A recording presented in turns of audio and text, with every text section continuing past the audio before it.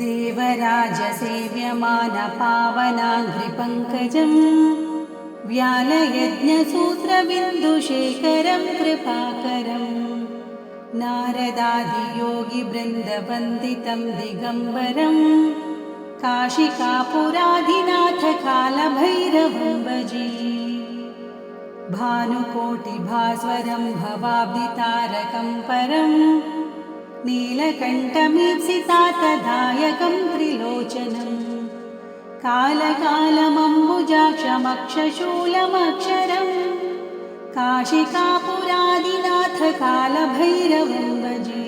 शूलटङ्कपाशदण्डपाणिमाधिकारणं श्यामकायमादिदेवमक्षरं निरामयम् भीमविक्रमं प्रभुं विचित्रताण्डवप्रियं काशिकापुरादिनाथकालभैरवं भजे।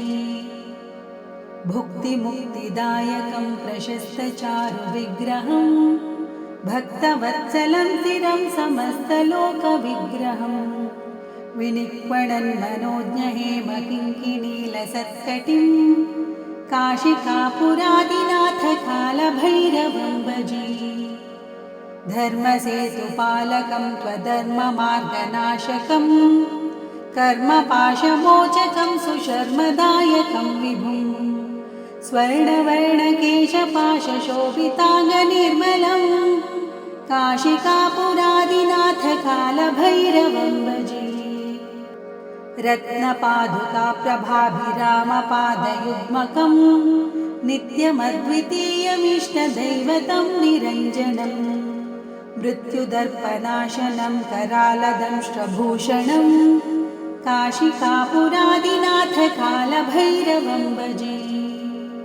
अट्टहासभिन्नपद्मजाण्डकोशसन्ततिं दृष्टिपातनष्टपापजालमुग्रशासनम् अष्टसिद्धिदायकं कपालमालिकाधरं काशिकापुरादिनाथकालभैरवं भजे।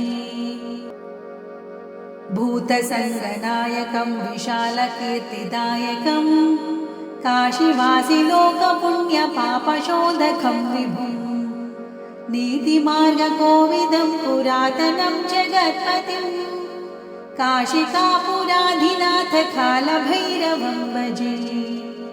कालभैरवाष्टकं पठन्ति ये मनोहरं ज्ञानमुक्तिसाधकं विचित्रपुण्यवर्धनं शोकमोहदैन्यलोभकोपतापनाशनं ते प्रयान्ति कालभैरवाङ्घ्रिसन्निधिं ध्रुवं काशिकापुरादिनाथकालभैरवं भजे। काशिकापुरादिनाथकालभैरवं भजे।